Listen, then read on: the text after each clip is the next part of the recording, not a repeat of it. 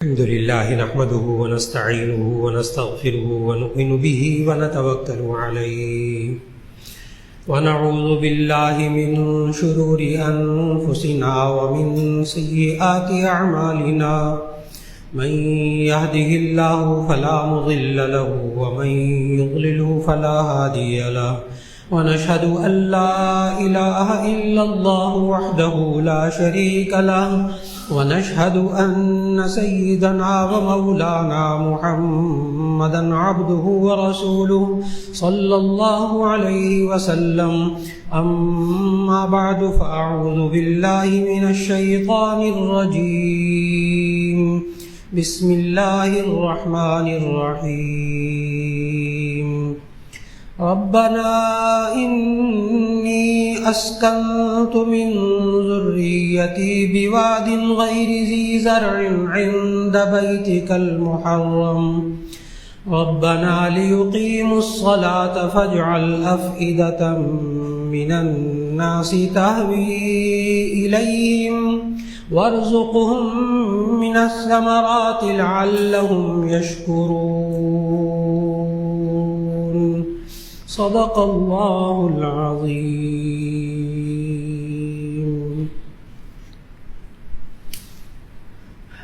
اللہ رب العزت نے انسان کو دو بنیادی نعمتیں عطا فرمائی، ایک جان اور ایک مال۔ یہ جان اور مال کو یہ انسان اللہ کے حکم کے مطابق خرچ کرتا ہے تو یہی اس کے لیے عبادت بن جاتی ہے، اور یہ انسان اپنی جان اور مال کو اللہ کے حکم کے خلاف خرچ کرتا ہے، یہی گناہ بن جاتا ہے۔ یہی بات اللہ نے قرآن مجید میں ہمیں سمجھائی، ان اللہ اشتری من المؤمنین انفسهم واموالهم بان لهم الجنہ، کہ بے شک اللہ نے ایمان والوں سے خرید لیا ہے ان کی جانوں کو اور ان کے مالوں کو اس بات کے بدلے میں کہ ان کو جنت ملے گی۔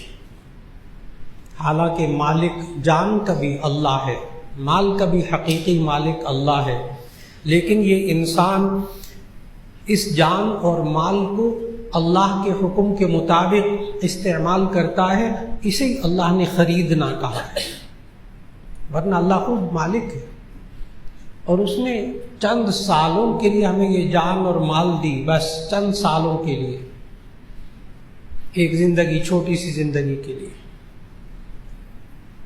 چنانچہ اللہ نے جو انسان کے ذمے جو عبادات فرض کی ہیں وہ بھی دو قسم کی ہیں، کچھ مالی عبادات ہیں، کچھ جانی عبادات ہیں۔ جانی عبادات جس میں انسان کا بدن استعمال ہوتا ہے وہ ہے نماز اور روزہ، اس میں پیسہ خرچ نہیں ہوتا، مال خرچ نہیں ہوتا، جان خرچ ہوتی ہے۔ تو روزہ اور نماز دونوں بدنی عبادتیں، اور زکوٰۃ خالص مالی عبادت، اور ایک عبادت ایسی جو مالی بھی ہے بدنی بھی ہے، اور وہ ہے حج، اس میں مال بھی بدن بھی دونوں چیزیں۔ اور ذہن میں رکھیے گا کہ یہ جو بدنی عبادت ہے یہ کسی دوسرے کی طرف سے نہیں کی جا سکتی، نماز کسی دوسرے کی طرف سے نہیں پڑھی جا سکتی، روزہ کسی دوسرے کی طرف سے نہیں رکھا جا سکتا، خود رکھنا ہوگا۔ جو خالص مالی عبادت ہے وہ آپ کسی دوسرے کی طرف سے کر سکتے ہیں، بلا تکلف بغیر عذر کے کر سکتے۔ زکوٰۃ، شوہر پر زکوٰۃ فرض نہیں ہوتی، بیوی پر زکوٰۃ فرض ہو رہی، مال کی وجہ سے شوہر زکوٰۃ ادا کر رہا، جائز۔ صدقہ فطر مالی عبادت ہے، کوئی دوسرا دوسرے کی طرف سے دے رہا، بالکل ٹھیک۔ گھر والے یہاں موجود ہیں، بچے باہر کے ملکوں میں موجود ہیں، وہ کہتے ہیں ابا جی آپ ہماری طرف سے پاکستان میں قربانی کر لیں، یہاں تو ممکن نہیں ہے جانور کو ذبح کرنا، آپ یہاں قربانی کر لیتے ہیں ان کی طرف سے۔ قربانی بھی مالی عبادت، زکوٰۃ بھی مالی عبادت، لیکن حج یہ مالی بھی ہے بدنی بھی ہے، یہ عذر کی وجہ سے دوسرے کی طرف سے کیا جا سکتا ہے، جسے حج بدل کہتے ہیں، کہ پیسہ بھی اس شخص کا ہو، اس پر حج فرض ہو، وہ نہیں کر سکا، وفات پا گیا، یا ابھی ہے لیکن بوڑھا ہو گیا، معذور ہو گیا، اب چل پھر نہیں سکتا، کسی کو کہتا ہے جا کر میری طرف سے حج فرض ادا کر لو، جائز، عذر کی وجہ سے حج بدل دوسرے کی طرف سے کیا جا سکتا ہے، عذر نہ ہو تو پھر خود کرنا پڑے گا۔ تو یہ اللہ نے جو جان اور مال دیا، اس کو اللہ کے حکم کے مطابق لگا رہا تو یہ عبادت ہے۔ اور پھر اس جان اور مال کے ساتھ ایک اور جو اللہ نے انسان کو نعمت دی وہ ہے بیوی بچے، گھر والے اور بچے بچیاں، یہ بھی اللہ کی نعمت۔ یہ انسان ان کو بھی اگر اللہ کے حکم کے مطابق چلائے تو یہ ساری نیکی ہے، یہ دنیا کی نعمتیں ہیں۔ المال والبنون زینت الحیات الدنیا، یہ مال اور اولاد یہ دنیا کی زینت ہے، اللہ نے اچھے لفظوں میں اس کو کہا۔ لیکن یہی انسان اپنے گھر والوں کو اور اپنے بچوں بچیوں کو اللہ کے حکم کے مطابق نہ چلا رہا ہو، پھر اللہ نے کچھ اور جملہ بولا ہے، انما اموالکم واولادکم فتنہ، انما اموالکم واولادکم فتنہ، فتنہ کا معنی آزمائش، ہم فتنے کا معنی مصیبت وغیرہ وہ چیزیں لیتے ہیں، فتنہ کا معنی آزمائش، پھر یہ تمہارے لیے آزمائش ہے، یہی مال یہی بچے، پھر یہ آزمائش ہے۔ دنیا کی زینت کب ہے، اچھے کب ہیں یہ مال اور اولاد گھر والے، جبکہ اللہ کے حکم کے مطابق ان کو چلا رہے ہیں۔ اور آج بھی کوئی انسان اپنے گھر میں، اپنے مال میں، اپنے بیوی بچوں میں خیر و برکت چاہتا ہے تو اسے اپنی جان کو، اپنے مال کو، اپنے بیوی بچوں کو اللہ کے حکم کے مطابق چلانا ہوگا، اور کوئی راستہ نہیں، اور کوئی راستہ نہیں۔ یہ انسان تھک جاتا ہے بسا اوقات، حلال حرام کی پرواہ کیے بغیر کماتا ہے، ملاوٹ یہ کر رہا، بلیک میلنگ یہ کر رہا، عوام کا خون چوس رہا، مہنگائی کر رہا، یہ رشوت لے رہا، بہنوں کا حق مار رہا، بیویوں کا حق مار رہا، بھائیوں کا پیسہ کھا رہا، ناجائز قبضے کر رہا، ذرا اچھی زندگی گزر جائے گی، اور کس لیے کر رہا ہے، ذرا اچھی زندگی گزر جائے گی۔ جب یہ سب کچھ کر کے تھک جاتا ہے نا، پھر اسے احساس ہوتا ہے یہ راستہ درست نہیں تھا، یہ راستہ درست نہیں تھا۔ بہت دیر ہو جاتی، بہت دیر ہو جاتی، بڑوں بڑوں نے کوششیں کر کے دیکھ لی ہے بھائی، اللہ بیچ میں سے خیر و برکت اٹھا لیتا ہے اس زندگی میں سے، ان بچوں میں سے، اس گھر میں سے، اس مال میں سے اللہ سکون اٹھا لیتا ہے، اس میں سے عافیت کو اٹھا لیتا ہے۔ پھر ڈھیروں مال سب کچھ ہوتے ہوئے دل میں سے سکون اٹھ جاتا ہے، خیر اٹھ جاتی ہے، برکت اٹھ جاتی ہے۔ یہ سبق قرآن مجید میں اللہ تعالیٰ نے ہمیں انبیاء علیہ السلام کی زندگیوں سے دیا، خاص طور پر ابراہیم علیہ السلام کی زندگی سے، باقی انبیاء بھی۔ ابراہیم علیہ السلام شادی ہو گئی، بچے نہیں تھے، 90 سال کی عمر تک بچہ نہیں ہوا، اور جو پہلا بچہ ہوا ابراہیم علیہ السلام کا وہ 90 سال کی عمر میں، اسماعیل علیہ السلام۔ ابھی دودھ پیتا بچہ تھا کہ حضرت ہاجرہ کو اپنی بیوی اور بچے کو اللہ کے حکم سے لے کر کنعان سے، کنعان پرانا نام، دور جدید کا نام لوں گا فوراً سمجھ جائیں گے، فلسطین، بیت المقدس. تو یہ کنعان سے اپنے بیوی بچے کو لے کر مکہ تک آئے خانہ کعبہ کے پاس.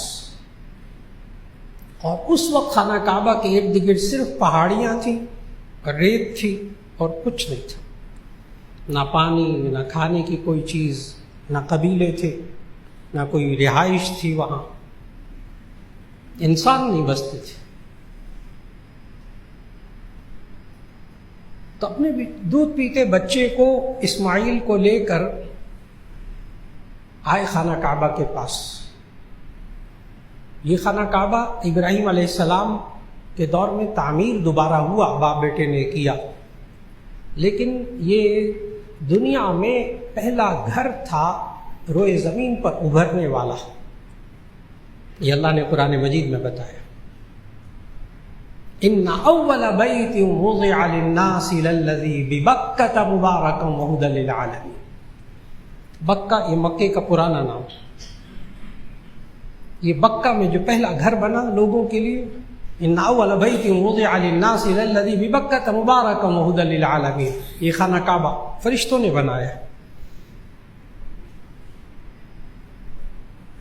اور پھر اس کے بعد حضرت ابراہیم علیہ السلام کے دور میں دوبارہ اس کی تعمیر ہوئی. تو اس وقت خانہ کعبہ موجود، اور یہ حج کا آغاز بھی ابراہیم علیہ السلام سے ہوا. یہ ابراہیم علیہ السلام نے اعلان کیا، وَأَذِّن فِي النَّاسِ بِالْحَجِّ يَأْتُوكَ رِجَالًا. یہ اعلان کا حکم بھی ابراہیم علیہ السلام. تو اپنے دودھ پیتے بچے کو لے آئے اور لا کر کعبہ کے پاس چھوڑا. فاصلہ ذہن میں رکھ لیجئے گا کنعان کا اور خانہ کعبہ کا. جب ہم 15واں پارہ شروع کرتے ہیں، واقعہ معراج پڑھتے ہیں، سبحان الذی اسریٰ بعبدہ لیلا من المسجد الحرام الی المسجد الاقصی، اللہ تعالیٰ نبی صلی اللہ علیہ وسلم کو بھی مسجد حرام سے مسجد اقصی تک لے گیا تھا. اور اس وقت بھی نبی صلی اللہ علیہ وسلم کے زمانے میں بھی 40 دن کا 40 راتوں کا سفر تھا اونٹوں پر، کنعان سے لے کر خانہ کعبہ تک. اللہ کے حکم سے دودھ پیتے بچے کو اور بیوی کو وہاں چھوڑا خانہ کعبہ کے پاس. احادیث میں موجود، بخاری شریف کی حدیث میں تفصیلی واقعہ آ رہا. جب وہاں چھوڑا تو چھوڑ کر جانے لگے، ایک مشکیزہ دیا پانی کا اور کھجوریں دی. تو حضرت حاجرہ نے پوچھا تھا کہ یہاں ہمیں اس بیابان جگہ میں چھوڑ کر جا رہے ہیں، کس وجہ سے؟ انہوں نے کہا اللہ کے حکم سے، اللہ کے حکم سے. آگے جو جواب ہے نا، اس کو سمجھنے کے لیے ایک بات سمجھنی پڑے گی کہ یہ جو بس اوقات مرد دین پر چلتے ہیں نا اور اپنی بیویوں کو دین پر نہیں چلاتے، ان کو دقت پیش آتی ہے گھر میں دین لانے پر.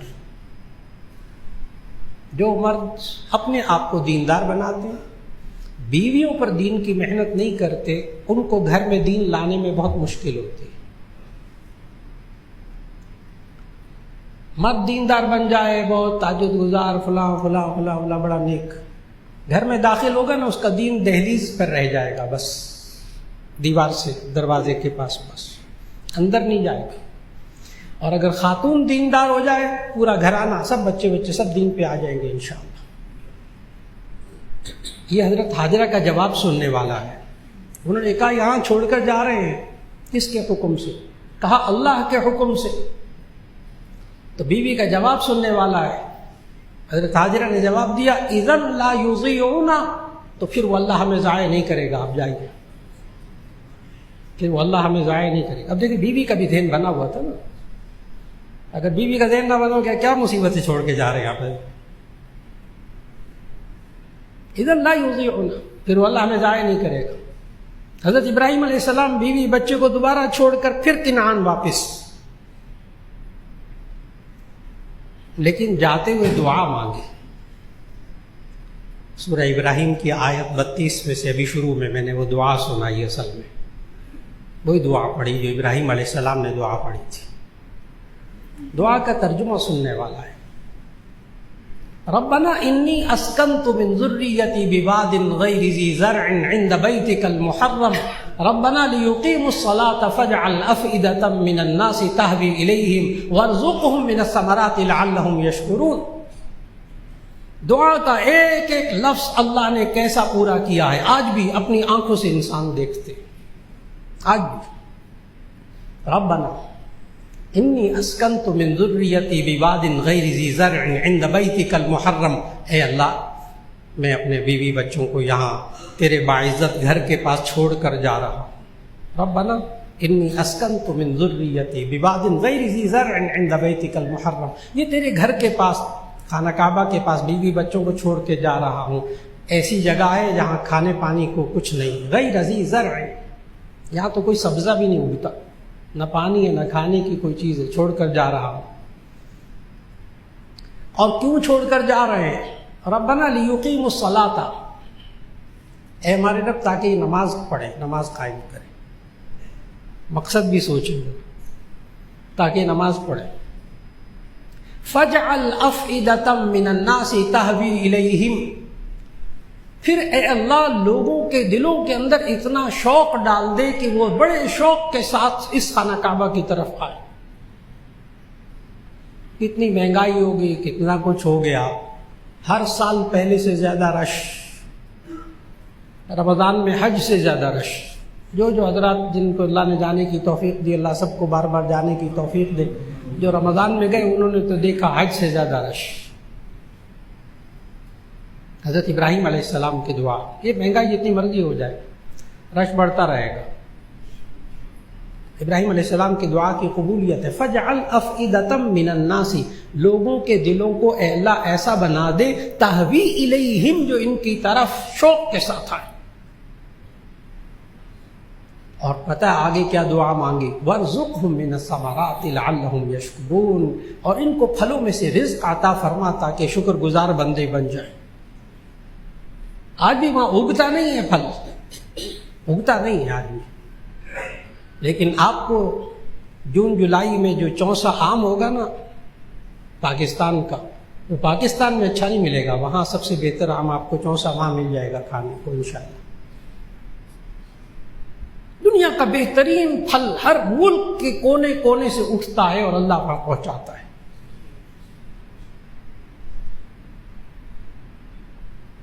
وہاں مشکیزہ پانی کا چھوڑ کر دیکھیں، جب اللہ اپنے بیوی بچوں کو اور اپنے آپ کو اللہ کے حکم کے مطابق بندہ چلاتا ہے نا، پھر اللہ کیا کرتا ہے؟ خالق ہے نا وہ، مانے تو صحیح بندہ کے خالق ہے، مانے تو صحیح، ان اللہ علی کل شیء قدیر، اللہ ہر چیز پر قدرت والا ہے۔ اور وہاں ایک مشکیزہ پانی کھجوریں دے کر روانہ واپس کنعان فلسطین، یہاں تک کہ وہ حدیث میں آیا کہ پانی اور کھجوریں ختم ہونے لگی، اب وہ چھوٹا دودھ پیتا بچہ وہ رونے لگا، اس کو چھوڑ کر حضرت ہاجرہ خانہ کعبہ کے پاس، خانہ کعبہ کا جو دروازہ اب ہے اس کے ذرا سامنے بائیں طرف کونے میں چھوڑ کر بچے کو، تو خود قریبی پہاڑی تھی اس پر، صفا پہاڑی، اس کے اوپر چڑھ گئے، اوپر چڑھ کے انہوں نے پانی تلاش کیا، کہیں پانی نظر آ جائے، نہیں نظر آیا تو خانہ کعبہ سے ذرا دور جو پہاڑی تھی مروہ، اس کے اوپر چڑھ گئے، جا کر پانی تلاش کیا، نہیں ملا، پھر واپس آئی، پھر چکر لگایا۔ اللہ کو اس ماں کا کردار، اس ماں کا عمل اتنا پسند آیا کہ آپ میں سے جتنے حج کرنے عمرہ کرنے جاتے سب وہ صفا مروہ کے درمیان سعی کرتے، صرف چلنا، ان کو چلنا صرف پسند آ گیا۔ اور وہ جو دو پہاڑیاں تھیں نا صفا اور مروہ، ان کو اللہ نے قرآن میں کیا کہا؟ پہاڑیاں ہیں نا، پتھر ہے اور تو کچھ نہیں، لیکن اللہ نے قرآن مجید میں یہ کہا ان دو پہاڑیوں کے بارے میں، ان الصفا والمروۃ من شعائر اللہ، بے شک صفا اور مروہ اللہ کی نشانیاں ہیں۔ فمن حج البیت او اعتمر فلا جناح علیہ ان یطوف بہما، جو شخص عمرہ کرنے جائے، حج کرنے جائے تو اس کو کوئی حرج نہیں کہ ان کے درمیان چکر لگائے۔ واجب ہے چکر لگانا، اس آیت کی وجہ سے سعی کرنا واجب ہے۔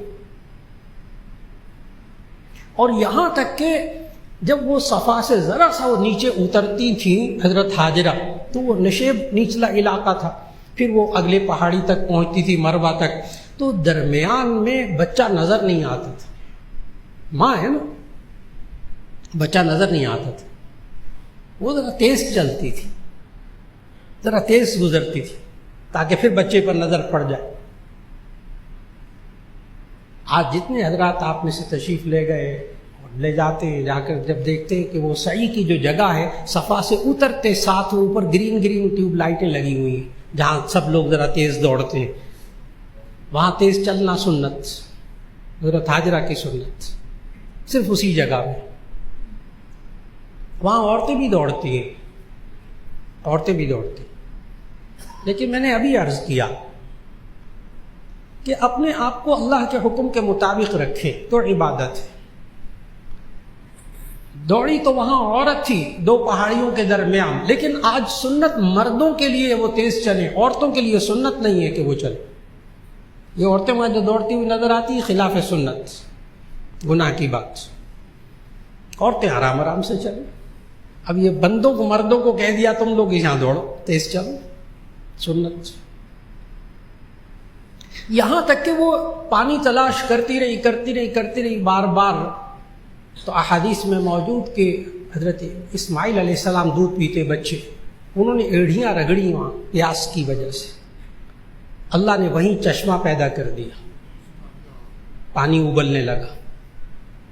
حضرت ہاجرہ فوراً آئیں اور آ کر اپنی، ان کی عبرانی زبان تھی، عبرانی زبان بولتی تھی حضرت ہاجرہ، تو انہوں نے اپنی عبرانی زبان میں کہا، اس پانی کو اکٹھا کرتے ہوئے ساتھ ساتھ ریت کو اکٹھا کیا تاکہ پانی بہہ نہ جائے، اکٹھا ہو جائے، اور ساتھ عبرانی زبان میں اس کو کہا ٹھہر جا ٹھہر جا۔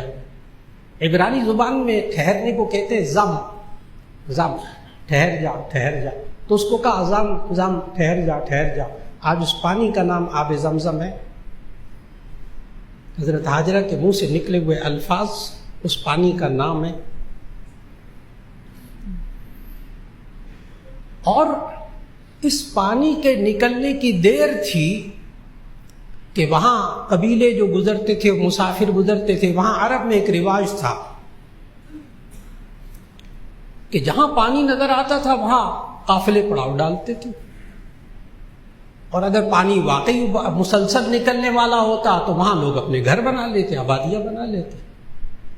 بس پانی نکلنے کی دیر تھی کہ سب سے پہلے دنیا کا قبیلہ جرہم وہاں آیا، اور آنے کے بعد اس نے وہاں گھر بسا لیا، آبادی ہو گئی۔ یہ آغاز ہوا ہے، جو ہی زمزم کا چشمہ نکلا ساتھ ہی آبادی شروع ہو گئی۔ اور یہ زمزم جو کہ آج ہر حاجی لے کر آتا ہے، اب تو 5 لیٹر پر بات آ گئی صرف، پہلے بہت لاتے تھے ماشاءاللہ، دنیا بھر میں جاتا، روزانہ لاکھوں بیرل زمزم نکلتا۔ آج تک یہ کنواں خشک نہیں ہوا، آج تک خشک نہیں ہوا۔ کوششیں ہوئی کہ اس کنویں کو ذرا وسیع کر لیا جائے، کشادہ کر لیا جائے تاکہ اس میں اور پانی زیادہ آ جائے۔ یہ بھی کوششیں ہوئی کہ دائیں بائیں کوئی اور بورنگ کر لی جائے، بور کر کے اس میں سے پانی ڈال لیا جائے۔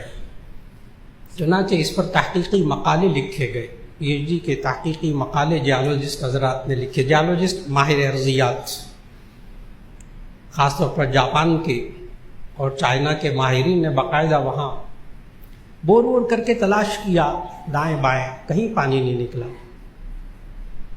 یہاں تک کہ وہ کنویں کے اندر اس کو وسیع کر کے اترے، نیچے جب گئے تو ذرا وسیع کر لے، تو پتھر ہٹاتے تھے، ریت ہٹاتے تھے، آگے خشکی ہوتی تھی، چاروں طرف خشکی،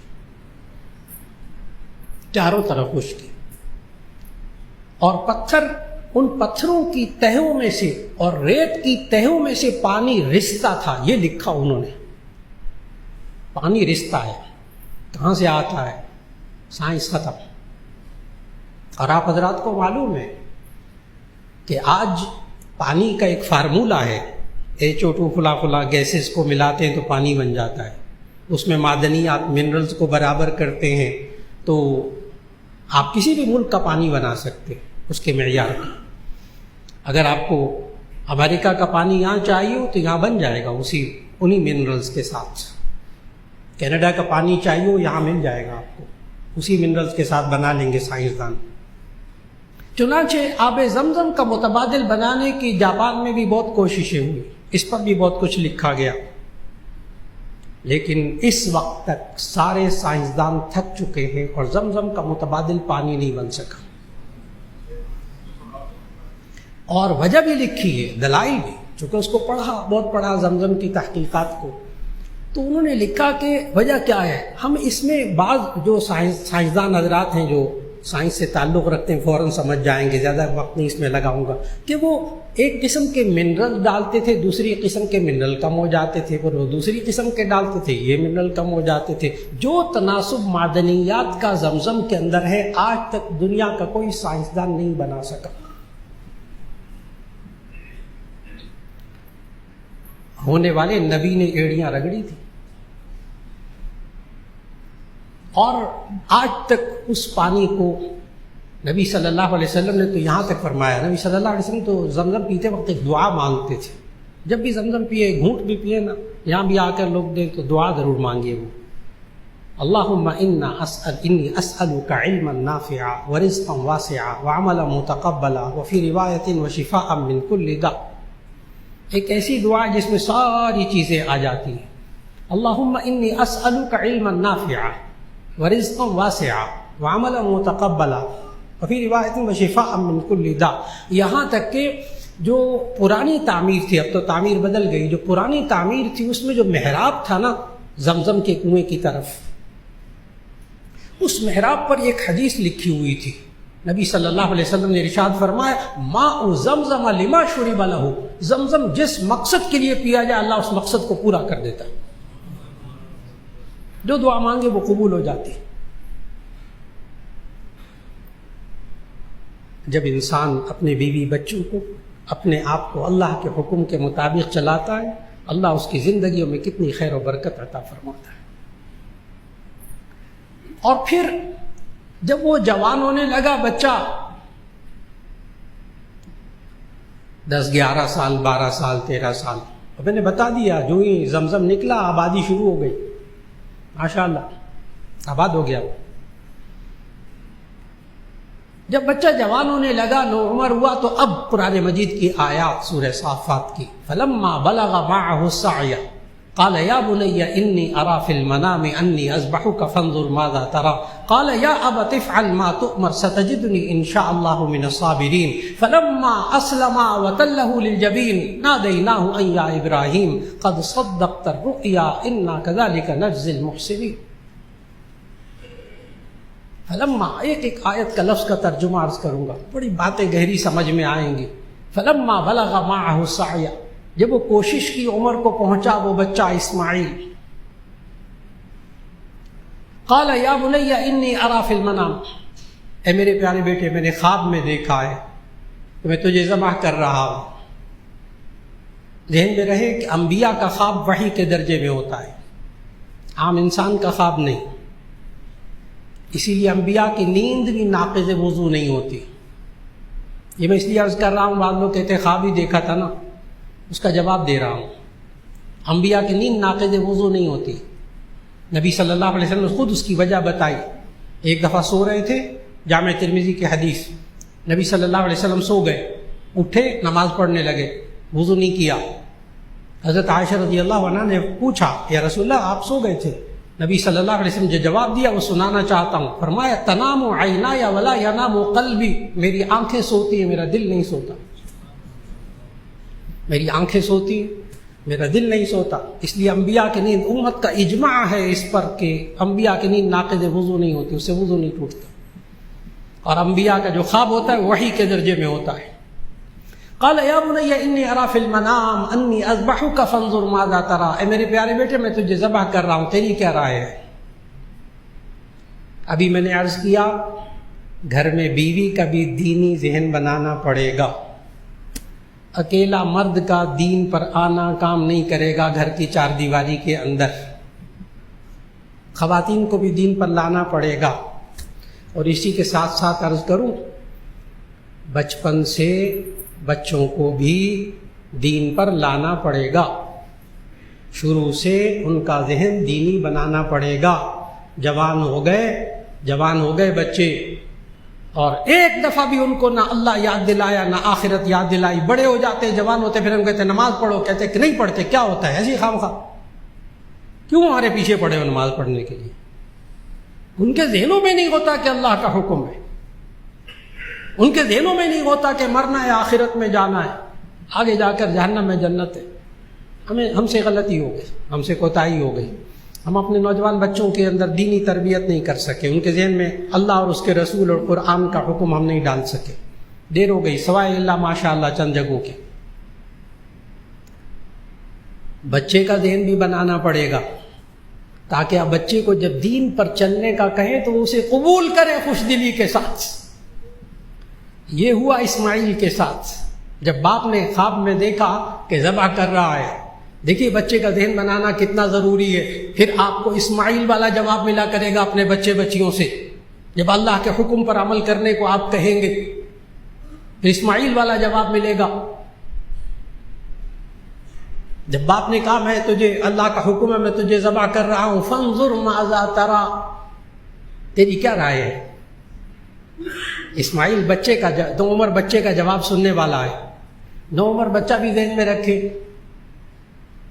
10 11 12 سال 13 سال 14 سال، تیری کیا رائے ہے؟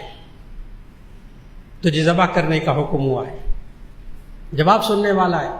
قال یا ابت افعل ما تؤمر ستجدنی ان شاء اللہ من الصابرین، اے ابا جان آپ وہ کیجئے جس کا آپ کو حکم دیا گیا ہے، آپ مجھے عن قریب صبر کرنے والوں میں سے پائیں گے.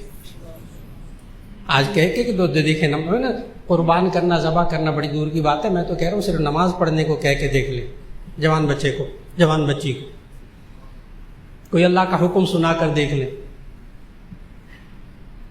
بیٹی پردہ کر لو، غیر محرم کے سامنے نہیں جانا، کہہ کر دیکھ لیں. ذبح کرنا بڑی دور کی بات ہے، اور وجہ میں نے بتا دی ہے، شروع سے بچوں کا دین کا ذہن نہیں بنایا جاتا. اگر شروع سے اللہ اور اس کے رسول صلی اللہ علیہ وسلم کے احکام کی اہمیت دلوں میں اتاری جائے پھر اسماعیل والے جواب آتے ہیں.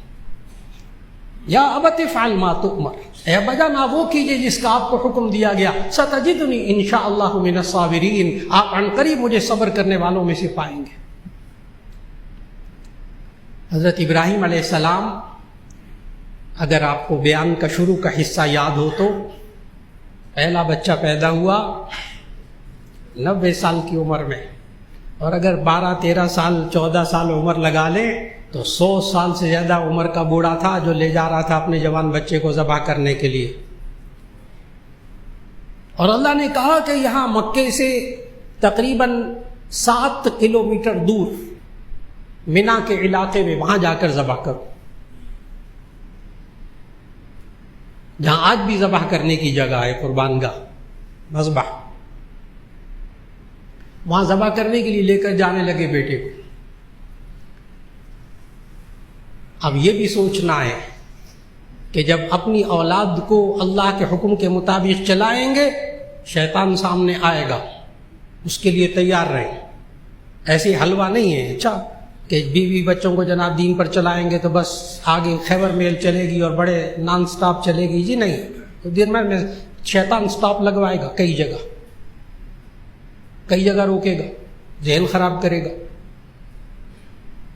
چنانچہ جب یہ باپ بیٹا چلے، یہ میں اس لیے عرض کر رہا ہوں کہ جب ہم اپنی جان، اپنا مال، اپنے بیوی بچوں کو اللہ کے حکم کے مطابق چلائیں گے تو سیدھے سیدھے نہیں چلیں گے، کچھ ہوگا. چنانچہ وہ جب لے کر جانے لگے تو منا اور مکہ کے درمیان 3 کلومیٹر کے فاصلے پر ایک جگہ شیطان آیا اور کہا، اور یہ بھی ذہن میں رکھیے گا، بیوی بچوں کو اور انسان کو اللہ کے حکم سے بھٹکانے کے لیے شیطان ہمیشہ بری باتیں دل میں نہیں ڈالتا، اچھی باتیں بھی ڈالتا ہے۔ یہاں سے انسان گمراہ ہوتا ہے۔ ہم لوگ یہی سمجھتے ہیں شیطان بری باتیں ڈالتا ہے، جی نہیں، شیطان اچھی باتیں بھی ڈالتا ہے۔ یہ اچھی باتیں کیوں ڈالتا ہے، بھی وجہ بتاتا ہوں۔ گمراہی یہاں سے شروع ہوتی ہے، شیطان اچھی باتیں بھی ڈالتا ہے۔ چنانچہ ابراہیم علیہ السلام جب لے کر جا رہے تھے تو ٹھیک 3 کلومیٹر کے بعد ایک جگہ شیطان نظر آیا، بڑی خوش نما صورت میں۔ ہاں، بری صورت ہو تو بندہ کہنا ہی نہیں مانے نا، وہ جنات کی صورت میں سینگ نکلے ہوئے ہوں گے تو کون کس کا کہنا مانتا ہے۔ بڑے بزرگ کی صورت میں آیا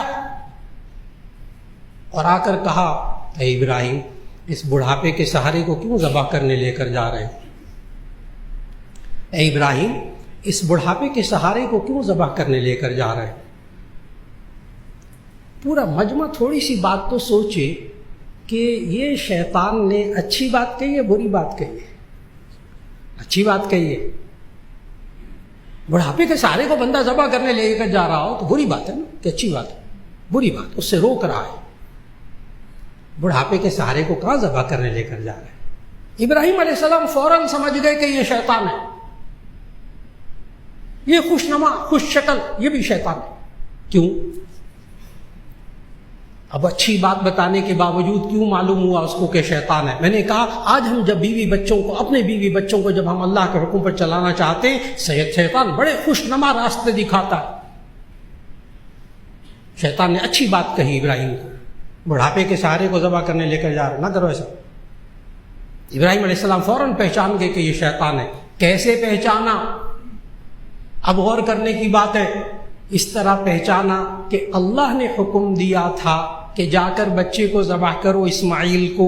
اللہ کے حکم کے خلاف کوئی بولے تو وہ شیطان، بس اس سے سمجھ گئے، چاہے وہ اچھی بات کہے۔ میں عید الاضحیٰ کے موقع پر بہت ساروں کے سامنے بڑے اچھے اچھے شیطان آئیں گے۔ ابھی عید الاضحیٰ کے موقع پر ہر بندہ دیکھے گا، عید کے 3 دنوں میں بھی، اس سے پہلے بھی۔ یہ آپ جو 1 لاکھ کا بکرا لے کر آ رہے ہیں، 2.5 لاکھ کی گائے لے کر آ رہے ہیں، اتنا گوشت ہوتا ہے، اسے کسی غریب کی مدد کر دیں، کسی بیوہ کی مدد کر دیں، کسی کا آپریشن ہونے والا اس کی مدد کر دیں، وہ دیکھیں ہارٹ کے کتنے مریض پڑے ان کا سٹنٹ ڈلوا دیں، کتنی اچھی بات ہے۔ بیوہ کی مدد کرنا اچھی بات ہے، کسی کی دوائیاں لے کر دینا اچھی بات ہے، آپریشن میں مدد کرنا اچھی بات ہے، لیکن پتہ ہے کیا پیچھے اللہ کا حکم ٹوٹ رہا ہے، وہ قربانی واجب ہے۔ ہاں، آپ یہ کر سکتے ہیں کہ آپ 1.5-2 لاکھ کا بکرا لینے کے بجائے آپ ایک حصہ گائے میں ڈال لیں 30-40 ہزار کا، اور پھر باقی پیسے کسی غریب کی مدد کر دیں تاکہ واجب پورا ہو جائے۔ اللہ نے حکم دیا جانور قربان کرو، اب وہ کہہ رہے نہیں جانور قربان کرنے کے بجائے یہ کام کر لو، اچھے کام، جی بہت اچھے کام، لیکن شیطان اللہ کے حکم سے بھٹکا رہا ہے، فوراً سمجھ جائیے کہ شیطان ہے۔ چنانچہ وہ ابراہیم علیہ السلام نے اس کو پتھر مارے، کنکریاں ماری۔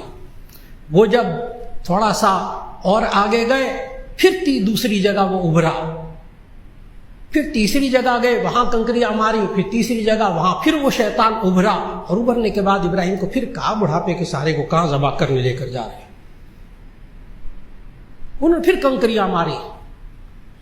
آج بالکل سیم وہی جگہ ہے جہاں حاجی حضرات 3 جگہ کنکریاں مارتے ہیں، بالکل وہی جگہ۔ اور وہ کنکریاں مارنے کے بعد پھر بہرحال دب گیا، دھس گیا، جا کر بیٹے کو ذبح کرنے لگے۔ آگے قرآن مجید، اور یہاں میں عرض کرتا چلوں، کنکریاں مارنے میں بھی جب وہاں کنکریاں ماری جاتی ہیں تو ایسی صورت کے اندر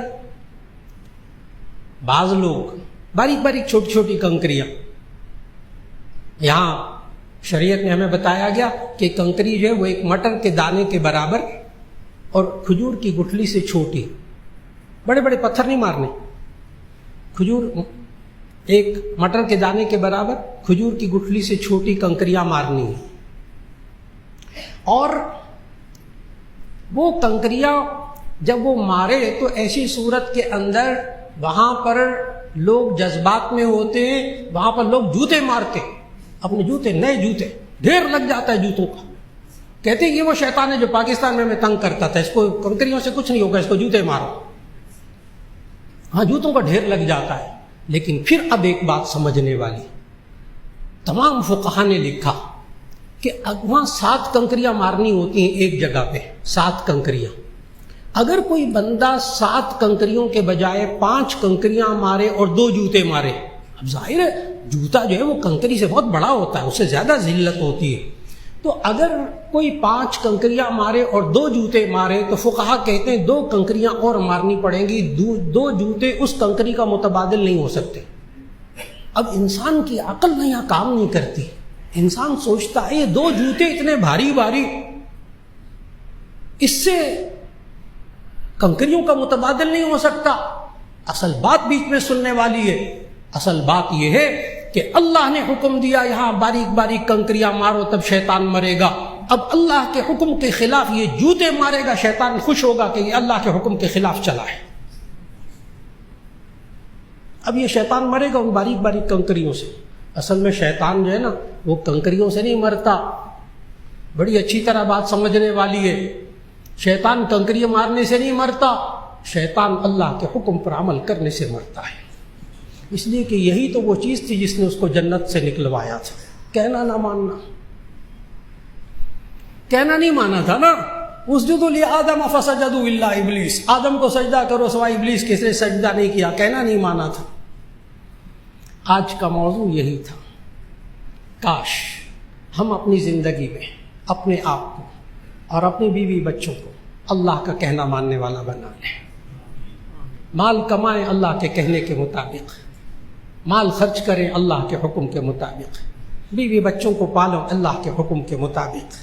پھر ابراہیم علیہ السلام کی وہ دعا ذہن میں رکھیں کہ کس طرح ابراہیم علیہ السلام نے جو دعائیں مانگی پھر اللہ نے قبول کی، کہ ربنا انی اسکنت من ذریتی بواد غیر ذی زرع عند بیتک المحرم ربنا لیقیموا الصلاة فاجعل افئدة من الناس تہوی الیہم وارزقہم من الثمرات لعلہم یشکرون۔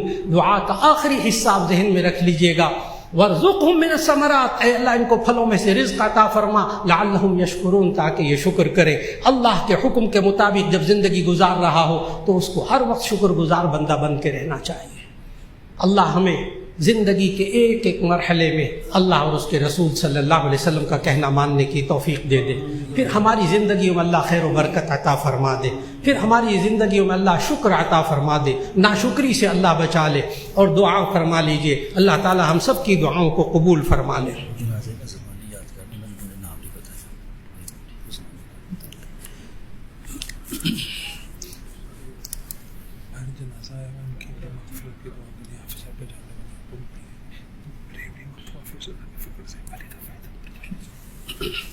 دعا فرما لیجیے گا۔ الحمدللہ رب العالمین، اللہم صلی علی سیدنا و مولانا محمد وعلی آل سیدنا و مولانا محمد وبارک وسلم۔ ربنا آتنا فی الدنیا حسنۃ وفی الآخرۃ حسنۃ وقنا عذاب النار۔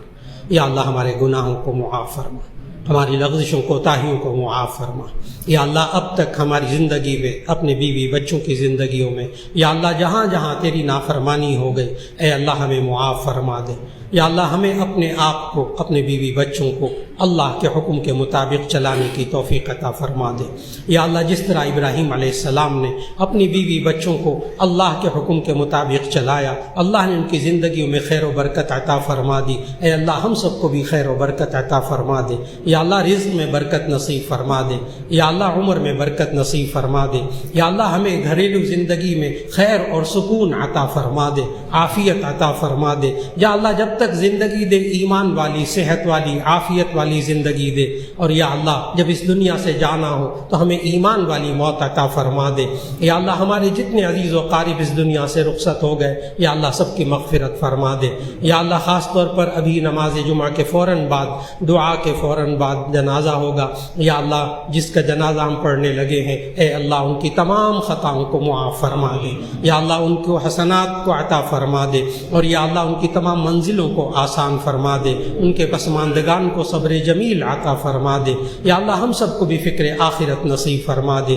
وصلی اللہ تعالی علی خیر خلقہ محمد وآلہ واصحابہ اجمعین برحمتک یا ارحم الراحمین۔